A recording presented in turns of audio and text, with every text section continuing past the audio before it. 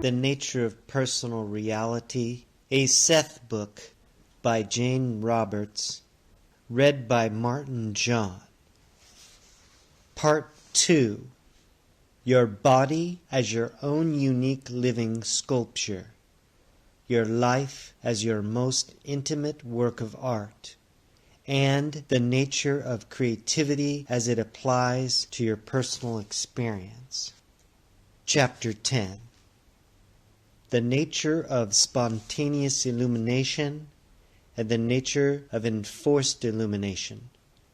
The soul in chemical clothes. The young man, an assistant to a famous doctor, wrote and requested a session. He came here a few evenings ago, and then attended Rupert's class the next night. I spoke to him on both occasions. He had been working with the drugs in a therapeutic framework for some time. Before this, he had wandered through India, finally following a guru. He left the guru to follow the doctor. Like many young men all through the ages, he was on his individual journey, looking for truth, overturning all stones in an effort to find those methods that would help him discover, in capitals, the way. Meditation had brought him some enlightenment, yet the guru in India had told him that he must follow blindly in obedience.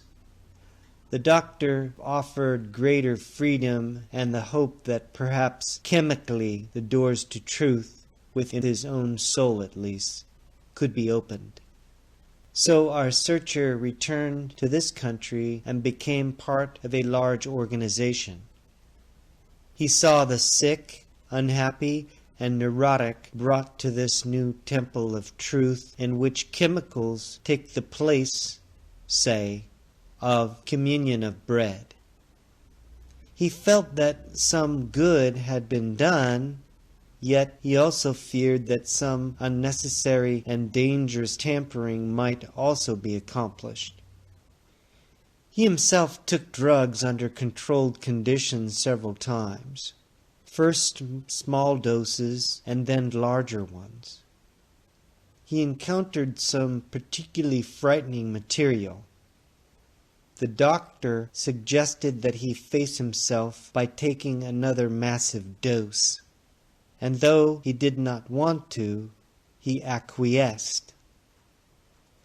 The experience was so shattering that he pleaded for a counterdrug, knowing as he did so that this was against the rules. The drug was refused him in any case. He said that he was glad that he was forced to see the thing through, yet grave doubts brought him here, and will finally lead him into other areas away from such therapy. Many have come to me, or written after bad trips, the young especially, always great searchers after truth, and very tempted to look to the chemical LSD now, as the latest method of finding it. I'm not speaking of marijuana at all, which is a different thing altogether and is a natural product of the earth. I am talking about the chemical that is a result of your technological knowledge. When you are fairly happy and content in your daily life, you can be said to be in a state of grace. On those occasions when you feel at one with the universe, or come upon an exceptional experience in which you seem to go beyond yourself, you can be said to be in a state of illumination, and this has many degrees and levels.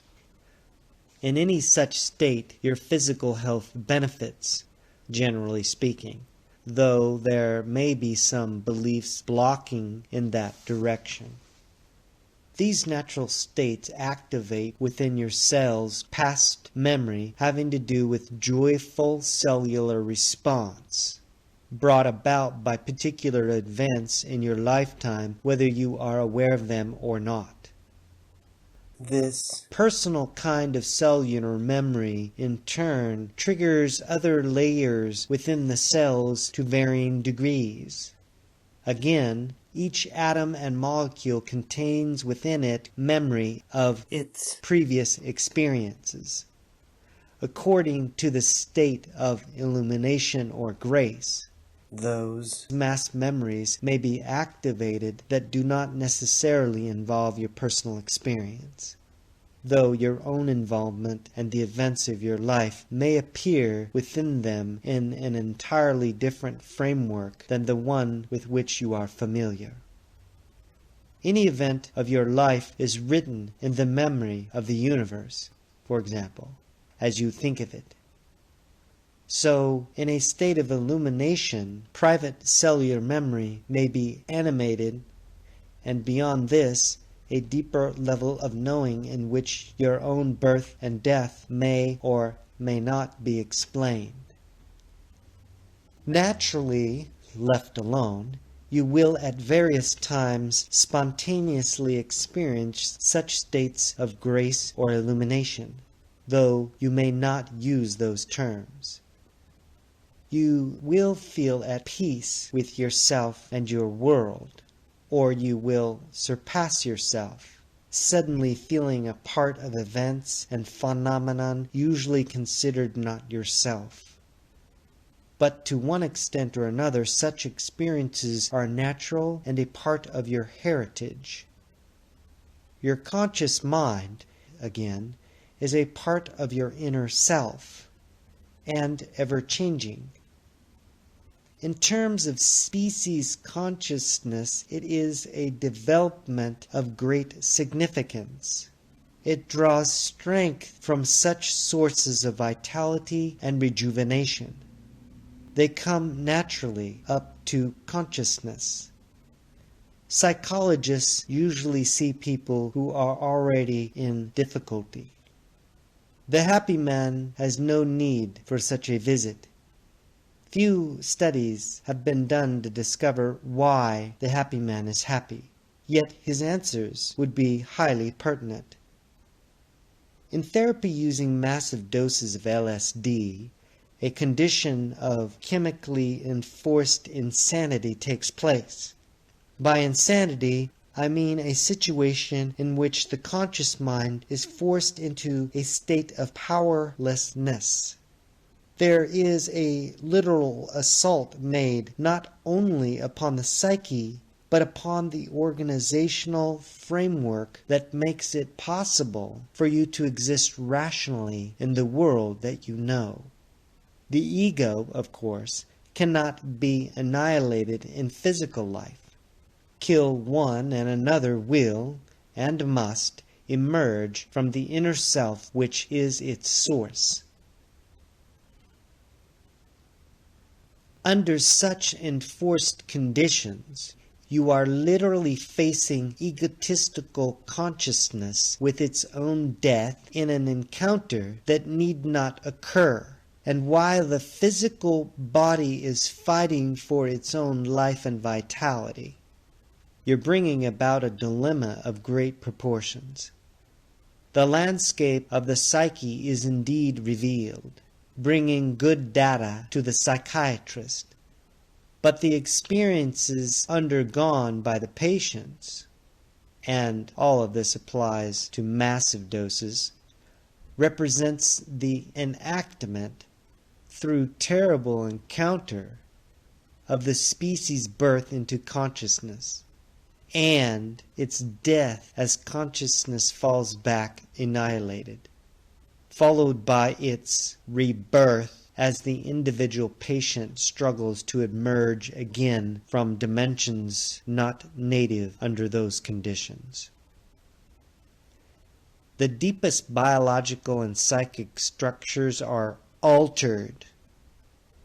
I did not say they were damaged, though they may be according to the situation. Consciousness is assaulted at its roots. When periods of transcendence are felt under such conditions, they represent the psychic birth of a new personality from the sources of the old, and from the death, psychically, of the old. In some cases, the genetic messages have changed, in that they are different. This is psychic slang in a technological framework. Under LSD, you are highly suggestible. If you are told that the ego must die, then you will kill it. You will telepathically follow the ideas of your guide under even the best of conditions. The psychic rebirth may leave you with a completely new set of problems, rising on the bed of the old and as yet undecipherable. The new ego is quite aware of the condition of its birth. It knows it was born out of the death of its predecessor, and for all its feelings of transcendent joy, natural enough at its birth, its fears that annihilation from which it sprang. The natural creative integrity is not the same. The physical world will never be trusted in quite the same way. The alliance with it is not as secure. The self that was born into the body and grew with it has gone, and another self has risen from that previous organization. Such self-changes happen naturally as life progresses, and when the self modulates at any given time, it is different from what it was. When this occurs all by itself, it is an innate reflection of the psyche's creativity and happens with its own rhythm, connected to seasons of the mind and blood and consciousness and cells in ways that you do not as yet understand. But the whole structure and its subsidiary relationships change together, and the conscious mind is able to assimilate what is happening. You grow and live through deaths that happen in you constantly, and travel through births within your lifetime that you do not comprehend. Such massive doses of LSD chemically activate all levels of cellular memory to such an extent that in certain terms they are no longer in charge of themselves, and the memories can then emerge unpredictably when the system is under stress. The fine biological and psychological alliance is now weakened. It is only because you believe that the ego is such a stepchild of the self that you go to such great lengths to bring out inner knowledge. It is just because individuals are not aware of the resiliency of their own consciousness that they agree to such proceedings. So patient and therapist share the belief that the conscious mind does not have easy access to the needed knowledge.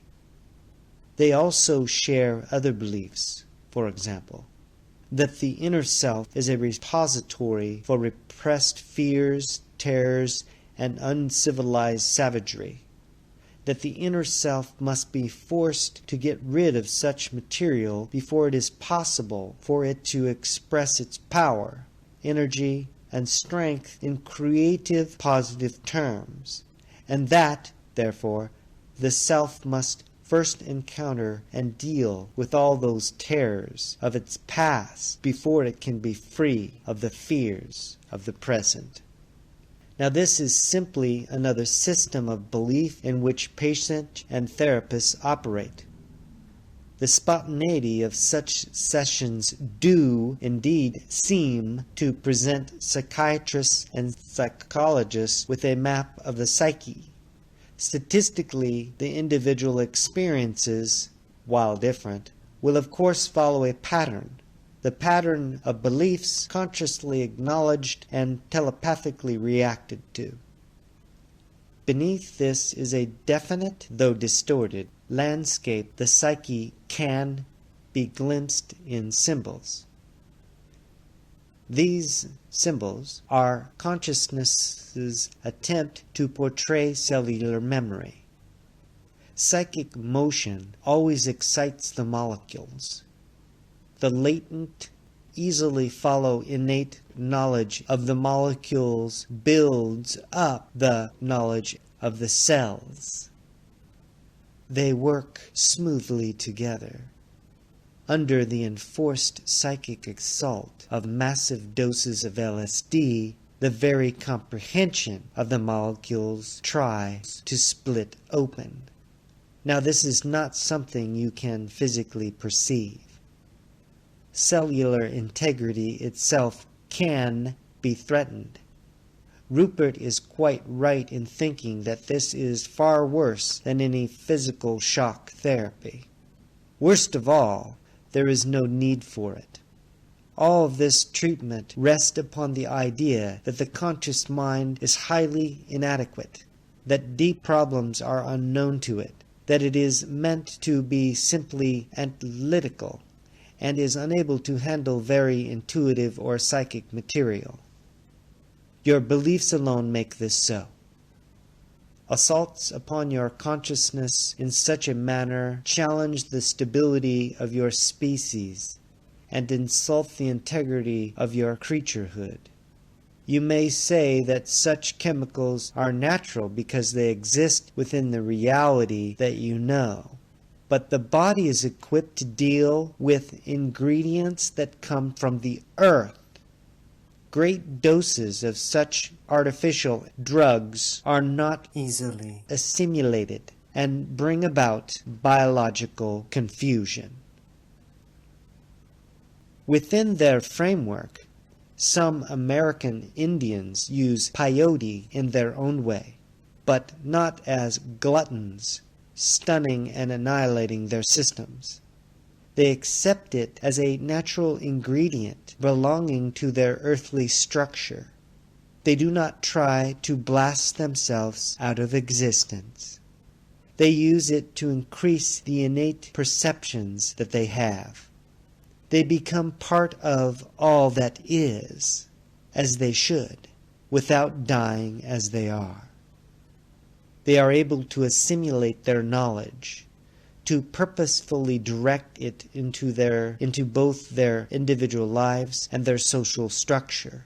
They also use it within their own system of beliefs, of course, in which their creaturehood is understood and taken for granted. The conscious mind is seen as a complement rather than a determinant to biological being. As mentioned earlier, there are, simply speaking, two schools of thought in current favor. One believes that the conscious mind and the intellect have all the answers. But to this school, that means that the conscious mind is analytical above all, and that it can find all the answers through reason alone. The other school believes that the answers are in feelings and emotion. Both are wrong. Intellect and feeling together make up your existence. But the fallacy is particularly in the belief that the aware mind must be analytical above all, as opposed to, for example, the understanding or assimilation of intuitive psychic knowledge. Neither school understands the flexibility and the possibilities that are inherent within the conscious mind, and mankind has barely begun to use its potentials. I will end dictation. Do you have any questions? Peace, light, and love, aloha.